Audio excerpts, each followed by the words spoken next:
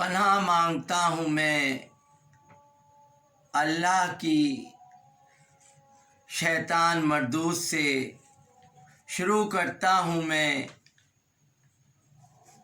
عظیم اور دائمی رحمتوں والے خدا کے نام سے۔ بسم اللہ الرحمن الرحیم، اللہم صلی علی محمد وآل محمد وعجل فرجہم یا علی مدد۔ معزز ناظرین کو شہیدی آفیشیل چینل اور مرکز اضحیٰ کی جانب سے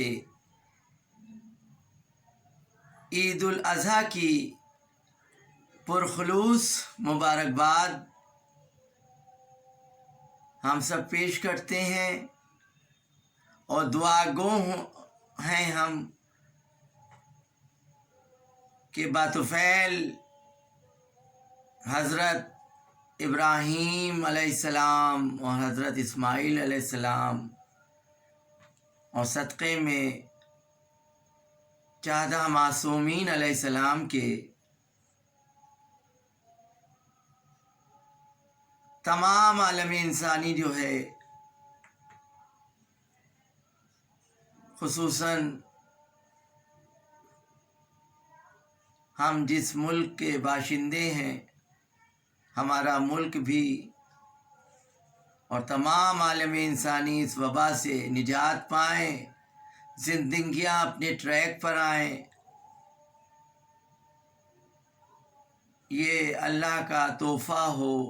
اس عید الاضحیٰ میں ہم سبھی انسانوں کے لیے۔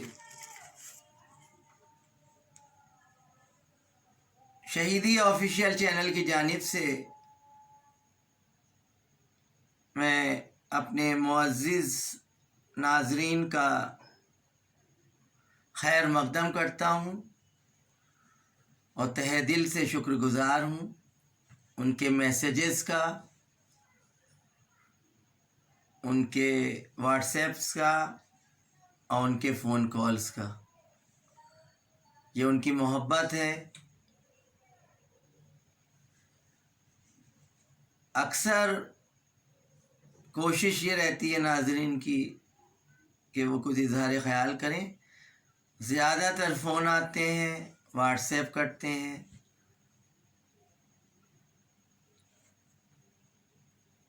انٹائر ٹیم ہماری پوری شہیدی آفیشیل چینل کی اپنے معزز ناظرین کا شکر گزار ہیں ہم لوگ، اور آپ سبھی کو عید الاضحیٰ کی مبارکباد پیش کرتے ہیں۔ عید الاضحیٰ بچوں اور معصوموں کے لیے، اپنے کمسن بچوں کے لیے خاص طور سے ہماری شہیدی آفیشیل چینل کی ٹیم نے یہ طے کیا تھا کہ بزرگ حضرات تو سب بہتر جانتے ہیں، اور ہمارے نان مسلم حضرات کے لیے عید الاضحیٰ پر کچھ پیش کرنے کے لیے، جیسا کہ میں نے پہلے بھی عرض کیا شہیدی آفیشیل چینل کی جانب سے کہ عید الاضحیٰ جو ہے، جس کو عام طور سے لوگ بقرعید کے نام سے جانتے اور پہچانتے ہیں،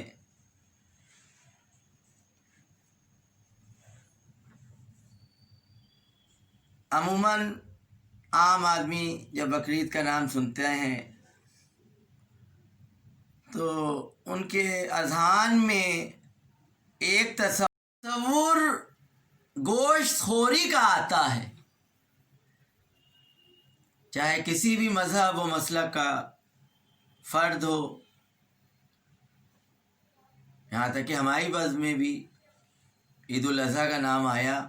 تو ذہن میں گوشت خوری کا تصور جو ہے ابھر کے آتا ہے۔ عید الاضحیٰ کا فلسفہ کیا ہے، اس کی روح کیا ہے، یہ شہیدی آفیشیل چینل نے ہمارے بچوں اور نوجوانوں اور یہ اس نسل کے جو معصوم بچے ہیں ان کے اذہان عالی تک چند باتیں پہنچانے کے لیے یہ اصرار کیا کہ کس نوعیت کا عید الاضحیٰ پر پروگرام ہونا چاہیے۔ عید الاضحیٰ اللہ اور بندے کے مابین ایک عظیم عہد و پیما کی یادگار ہے، یہ انسانی رشتوں کے مابین ایک کسوٹی ہے، یہ انسانی رشتوں کے درمیان ایک قوت ہے۔ عید الاضحیٰ ضبط اور صبر کا ایک پیمانہ ہے، یہ رضائے الہی اس پروردگار کی رضا، اللہ کی رضا پر گامزن ہونے کا ایک اعلان ہے، ایک خواب جس کی تعبیر پہ فلسفہ حیات موجود ہے، اللہ کے اشارے پر عزیز ترین اولاد کو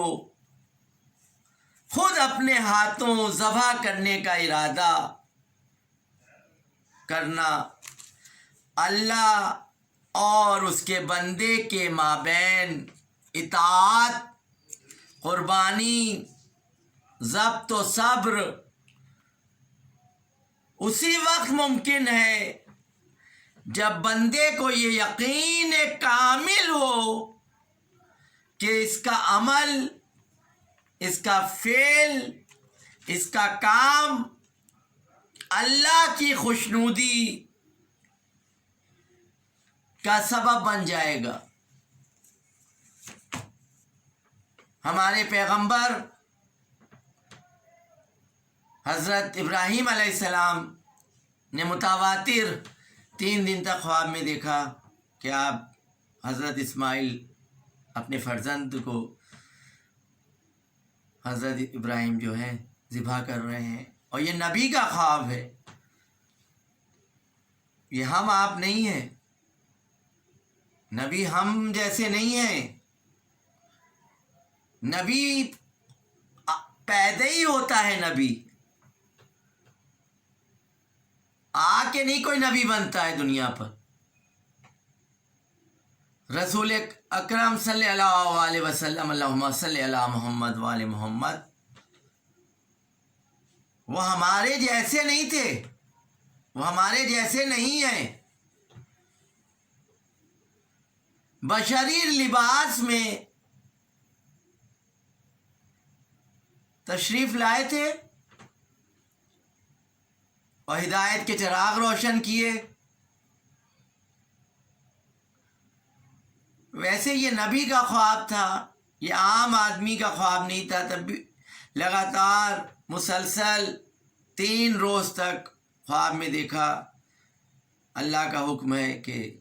یہ اللہ کی طرف سے امتحان تھا، اللہ رحمان و رحیم ہے، اللہ معاذ اللہ ثم معاذ اللہ ظالم نہیں ہے، یہ امتحان تھا۔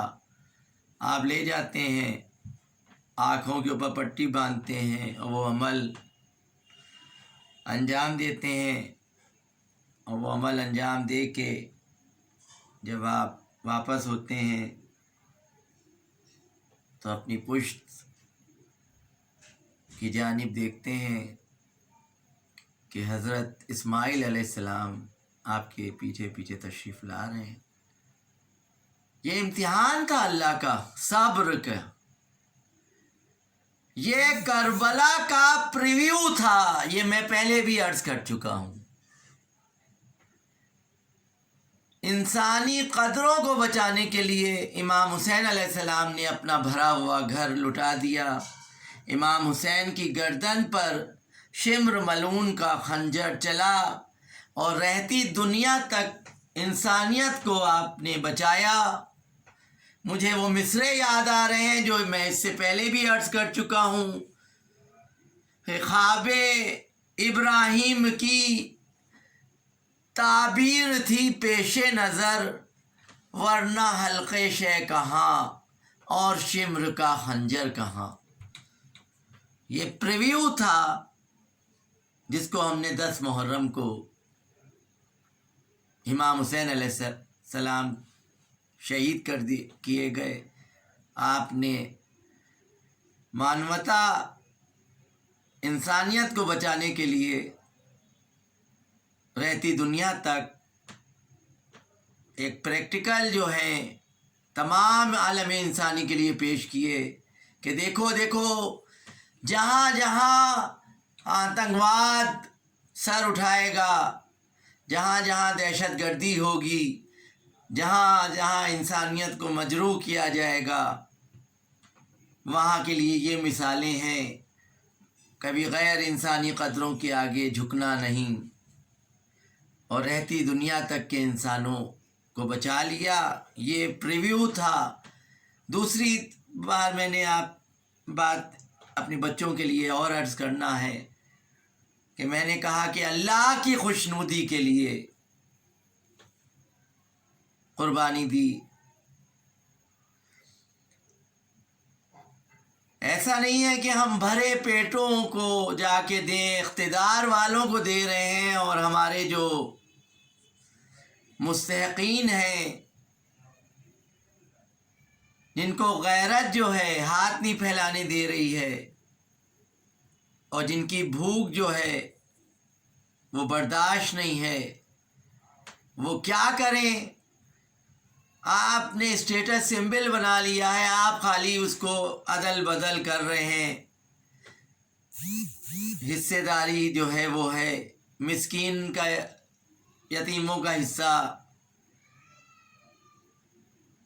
اللہ کی خوشنودی کا شامل ہونا ضروری ہے۔ اپنی بات کو تمام کرتے ہوئے میں ایک چھوٹا سا واقعہ شہیدی آفیشیل چینل اور مرکز اعزاں کی جانب سے پیش کر رہا ہوں۔ یہ واقعہ کربلا میں حج کے لیے سب جمع تھے۔ وہاں کے خدام کو بشارت ہوئی، یا ندائے قدرت کا بھی کہیں کہیں پر تحریر ہے کہ آئی یا بشارت ہوئی کہ اس بار کے سارے حاجیوں کی حجیں جو جس نے حج کی ہیں، پروردگار نے بشارت دی کہ وہ میں قبول کرتا ہوں، صرف اس ایک شخص کے حج پر نہ آنے کی وجہ سے اس کے طفیل میں سارے حاجیوں کے حج کو قبول کرتا ہوں جو فلاں فلاں مقام پر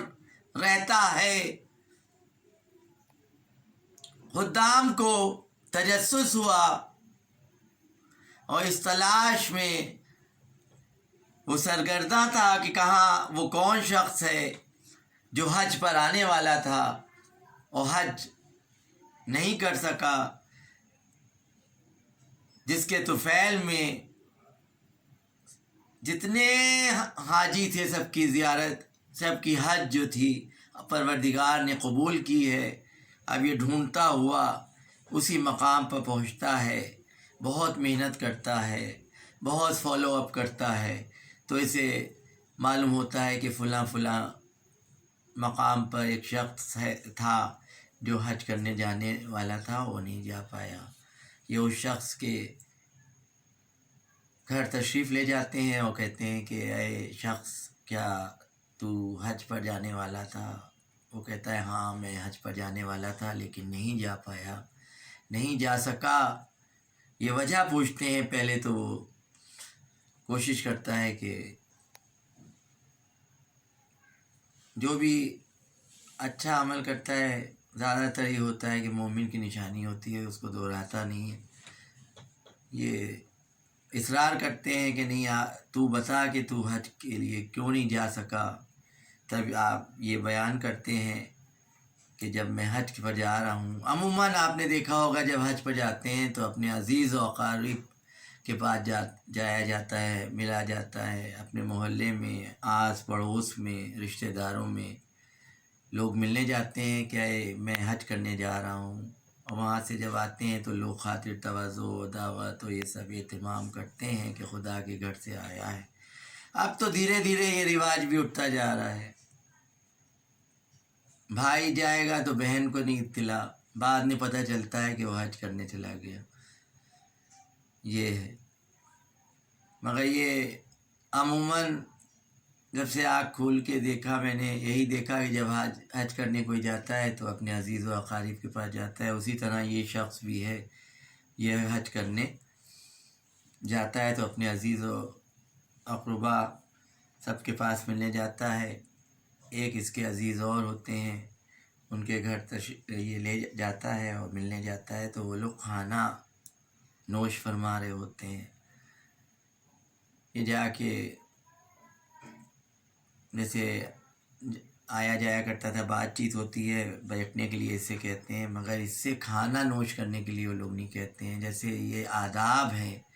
شرعاً بھی، اور کسی بھی مذہب میں دیکھ لیے کہ جب آپ کھا رہے ہوں، جب آپ کھانا نوش فرما رہے ہوں، کوئی مہمان آ جائے تو اخلاقاً بھی کہتے ہیں، شرعاً بھی کہتے ہیں کہ آئیے کھانا نوش فرمائیے۔ اس پر یہی کہا جاتا ہے کہ بسم اللہ۔ یہ شخص جو یہ کنبہ کھا رہا ہوتا ہے کھانا، یہ شخص جب حج کے لیے جانے سے پہلے اس کنبے کے پاس ملنے آتے ہیں تو یہ لوگ کھانے کے لیے نہیں پوچھتے ہیں، یہ بیٹھ جاتے ہیں۔ جب کھانے سے فراغت ہو جاتی ہے تو یہ بات چیت ہوتی ہے۔ لیکن وہ جو حج کرنے جا رہا ہوتا ہے شخص، وہ اپنے گھر چلا جاتا ہے، مگر اس کے ذہن میں یہ تشویش تھی کہ اتنی عمر گزر گئی، اپنے اس عزیز کے پاس جاتے تھے، اس کے اخلاق اور آداب سے یہ بخوبی واقف تھا کہ کیسے ملتا ہے۔ یہ تو کبھی ایسا نہیں ہوا کہ ابھی کچھ، اگر اس موقع پر ایسے بہت موقع ہوئے ہوں گے جب یہ لوگ کھانا کچھ تناول فرما رہے ہوں، کھانا نوش فرما رہے ہوں، یہ گیا ہو تو انہوں نے پوچھا ہو، تو یہ تشویش میں رہتا ہے۔ آج کل تو زمانہ وہ ہے کہ سراسر اپنے عزیز و اقارب جو ہیں ان کو جن حالوں میں دیکھیں آپ کا کوئی وہی نہیں رہتا ہے، کوئی توجہ نہیں، مگر اس کی یہ نیک صفت آدمی تھا، اور یہ رات بھر سوتا نہیں ہے اور یہ سوچتا ہے کہ اپنے فلاں عزیز کے ہم گئے تھے تو ان لوگوں نے کھانے کے لیے کیوں نہیں پوچھا، اور یہ رات بھر بے قرار رہتا ہے۔ دوسرے دن اگلے دن پھر ہو جاتا ہے، اور یہ لوگ بٹھاتے ہیں، پوچھتے ہیں کہ ایک سوال ہے تم لوگوں سے، کل جب میں آیا تھا ملنے کے لیے تو تم لوگ رات کو کھانا نوش فرما رہے تھے اور تم لوگوں نے پوچھا نہیں مجھ سے ہر بار کی طرح۔ تو یہ لوگ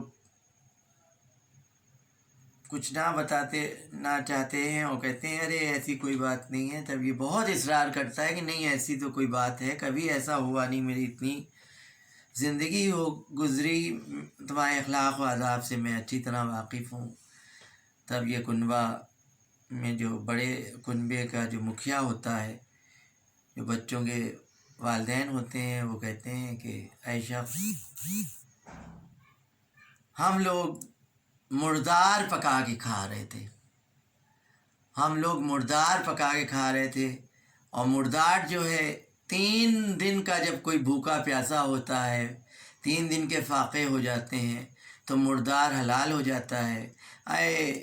فلاں، اے شخص، تمہارے اوپر وہ حلال نہیں تھا۔ اس مناسبت سے ہم لوگوں نے اخلاقاً بھی نہیں پوچھا کہ اگر تم تہذیباً بیٹھ گئے اور ایک لقمہ بھی کھا لیا تو وہ تمہارے لیے حرام غذا تھی۔ بس یہ جو ہے اس کو فوراً اپنے پروردگار کی یاد آتی ہے